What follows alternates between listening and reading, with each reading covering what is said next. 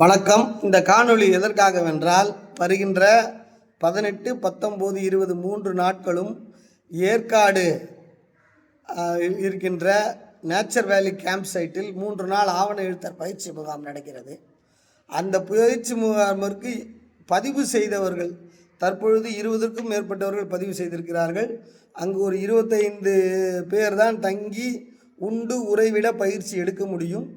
அப்படி இன்னும் ஒரு 3-4 சீட்டுகள் தான் இருக்கிறது. அவை விரைவில் ஃபில் ஆகிவிடும் என்று நான் நினைக்கின்றேன். அப்படி பதிவு செய்தவர்கள் சேலத்தை தாண்டி வேறு பகுதிகளிலிருந்து வருகிறீர்கள் என்றால் உங்களுக்கு எப்படி வர வேண்டும் என்பதற்கான அவசிய காணொளி இது.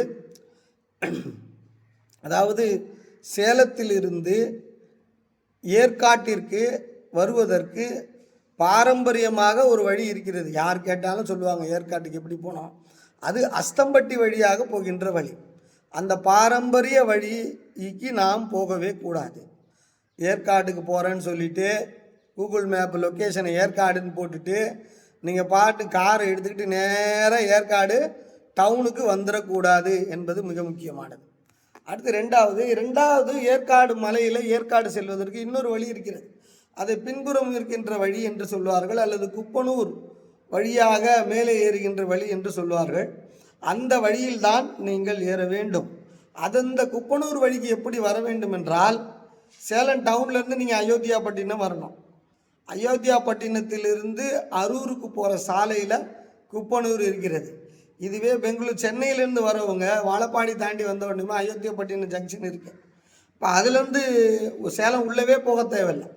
அதுலேருந்து அவங்க நேராக குப்பனூர் வழியாக நீங்கள் குப்பனூர் வந்து அங்கிருந்து நீங்கள் மலை மேலே ஏறணும். இப்போ குப்பனூர் வரைக்கும் உங்களுக்கு பஸ் இருக்குது, பேருந்து வசதிகள் இருக்குது, 24 மணி நேரமும் இருக்குது. இந்த குப்பனூர்லேருந்து மலைக்கு ஏறணும் இல்லையா, அந்த பாதை குப்பனூரிலிருந்து நம்மளுடைய நேச்சர் வேலி கேம்ப் சைட்டுக்கு நம்ம ஏறுறோம் இல்லையா, அந்த பாதை பார்த்திங்கன்னா அந்த மலைப்பாதையில் பெரும்பாலும் பேருந்து வசதி குறைவு. அங்கு இருக்கின்ற மலை கிராமங்களுக்காக பேருந்துகள் செல்கின்றது.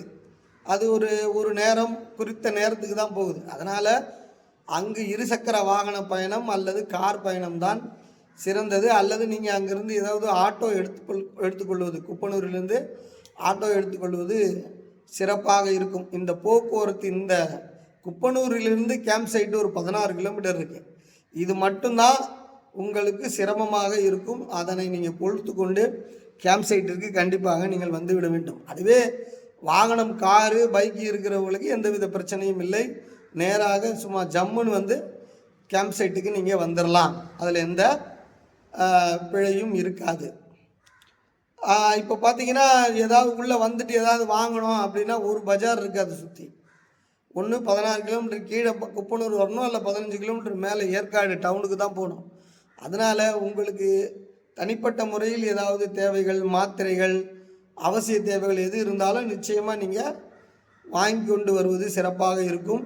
அடுத்து நீங்கள் அந்த மலை பாதை வருவதே, அந்த 16 கிலோமீட்டர் வருவதே ஒரு மலையின் அழகை ரசித்து கொண்டு வருவதாக இருக்கும். பாரம்பரியமாக அஸ்தம்பட்டி வழியாக போகிறதுல டிராஃபிக் நிறைய இருக்கும். இதில் நிறைய டிராஃபிக் இருக்காது. அங்கே நிறைய ஹேர்பின் பென்ஸ் இருக்கும். பாரம்பரியமாக போகிறதுல இங்கே நிறைய ஹேர்பின் பென்ஸ் கிடையாது. இது உடனே திரும்பாது, சும்மா எல்லாமே நீளமாக போய், அதனால் பாதுகாப்பாக டிரைவும் ரொம்ப நல்லா இருக்கும். அதனால் மலை அழகை ரசித்து கொண்டபடியே நீங்கள் கேம்ப் சைட்டுக்கு வரும்படி வேண்டுகின்றேன். நிலத்தின் பயன்கள் அனைத்து தரப்பு மக்களுக்கும் போய் சேர வேண்டும் என்ற லட்சிய பயணத்தில் உங்கள் பரஞ்சோதி பாண்டியன்.